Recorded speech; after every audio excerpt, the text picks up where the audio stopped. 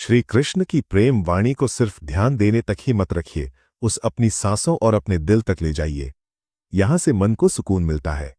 और जब प्रेम वाणी को पूरा अपना लोगे ना, तो कृष्ण सिर्फ याद नहीं आएंगे, कृष्ण का शीतलता एहसास किसमें होगा। होती? चंद्रमा। अब यदि सूर्य में प्रकाश ही ना हो तो क्या हो? अंधकार। यदि चंद्रमा में शीतलता ही ना हो तो क्या होगा? महा अंधकार। सब कुछ भीतर, अच्छाई और सच्चाई हर एक मनुष्य के मन के भीतर है ही है। यदि ये नहीं तो समझिए कुछ भी नहीं। जैसे एक दिया जो जलता है, प्रकाश फैलाता है, अंधकार में हमारा मार्गदर्शन करता है। क्यों जलता है? क्योंकि इसके भीतर एक बाती है जो जलती है। बाती क्यों जलती है? क्योंकि उसके भीतर घी है जो उस बाती को जलाए रखता है।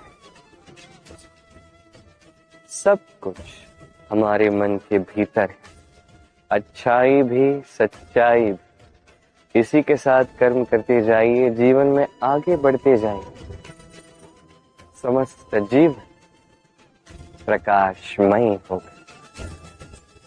आइए और मेरे साथ प्रेम से कहिए, राधे राधे।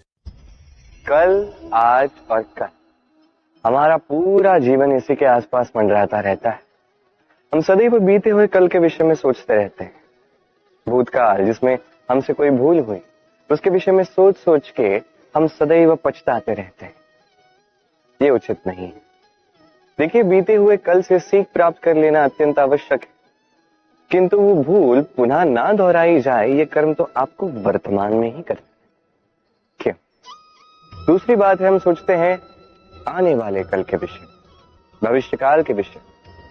हम सोचते हैं कल कर लेंगे, आज ये कार्य नहीं हो पाए, कोई बात नहीं, कल कर लेंगे। आज ये आरंभ भी हम कर नहीं पाए, कोई बात नहीं, हम कल कर लेंगे।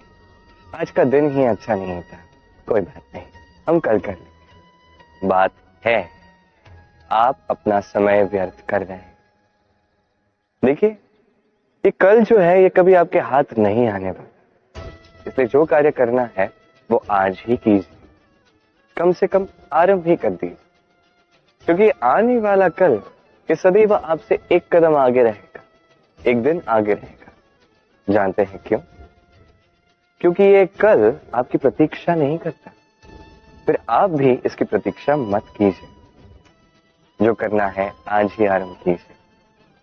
कि जो व्यक्ति वर्तमान में अपनी नींव नहीं बनाता, भविष्य काल में उसका सुंदर सा शक्तिशाली सा भवन बनता ही। आइए और मेरे साथ प्रेम से कहिए, राधे राधे।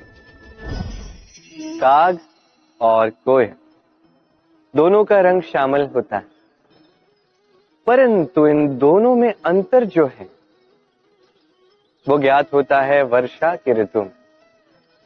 जब काग अपने कर्कश स्वर से काव काव करता है, वही कोयल अपनी मीठी प्रसिद्ध कुहू से हमारा हृदय ही जीत लेती। अब ये केवल कोयल और काग के साथ नहीं है, अपितु हर एक मनुष्य के साथ भी है। हर एक मनुष्य का व्यक्तित्व उसकी वाणी के पीछे छिपा होता है।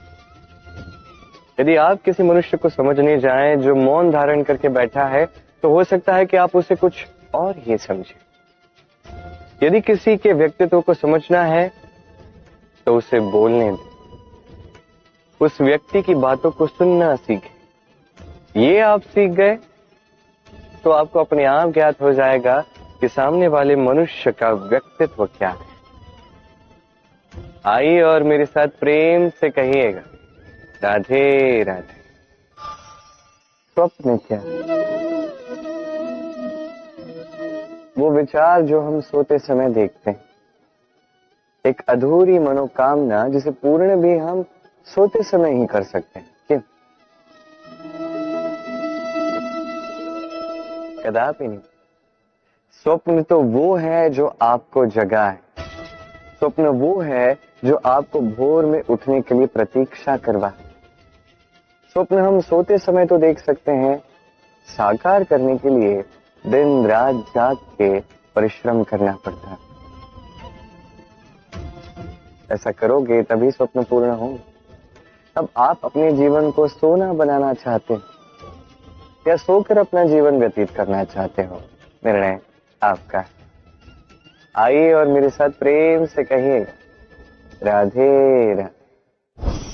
सफलता बड़ा ही सरल शब्द है। ये उन प्रारंभिक शब्दों में से एक है जो मनुष्य को थोड़ी समझ आते ही समझ में आ जाता है, और जैसे ही सफलता क्या है वो समझता है, आजीवन उस सफलता के ही पीछे भागता है। ये सफलता एक खेल की भांति जिसमें मनुष्य अपना समस्त जीवन दांव पर लगाता है, और हर खेल की भांति इसके भी कुछ नियम और प्राथमिक नियम है कि सफलता प्राप्त करने के लिए सफलता प्राप्त करने का स्वप्न आपको देखना होगा। जी, किंतु वहां केवल स्वप्न देखने से कुछ नहीं होने वाला। स्वप्न देखिए, तत्पश्चात आपको स्वयं की निद्रा को भगाना होगा, दिन रात परिश्रम करना होगा, निरंतर प्रयास करने होंगे, तभी ये सफलता आपके पास आएगी और आपके कदम चूमेगी। तो स्वप्न देखिए और परिश्रम से उन्हें साकार करें। ये करेंगे तभी ये सफलता सरल बनकर आपके सामने आएगी, और तब मन प्रसन्न होकर कहेगा, राधे राधे। समस्याएं,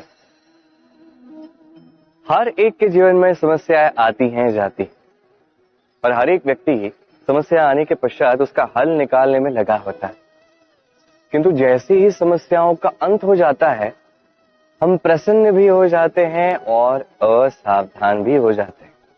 हमें लगता है कि हमने संपूर्ण रूप से समस्या का अंत कर दिया, किंतु कहीं ना कहीं एक छोटा सा बीज रह जाता है, और वो बीज हमारी असावधानी की छाया में बढ़ता जाता है, और फिर महासंकट बन के पुनः हम पर आक्रमण करता है। ये संकट किसी भी रूप में आ सकता है। कोई शत्रु हो सकता है हमारा, या कोई महामारी भी हो सकती है।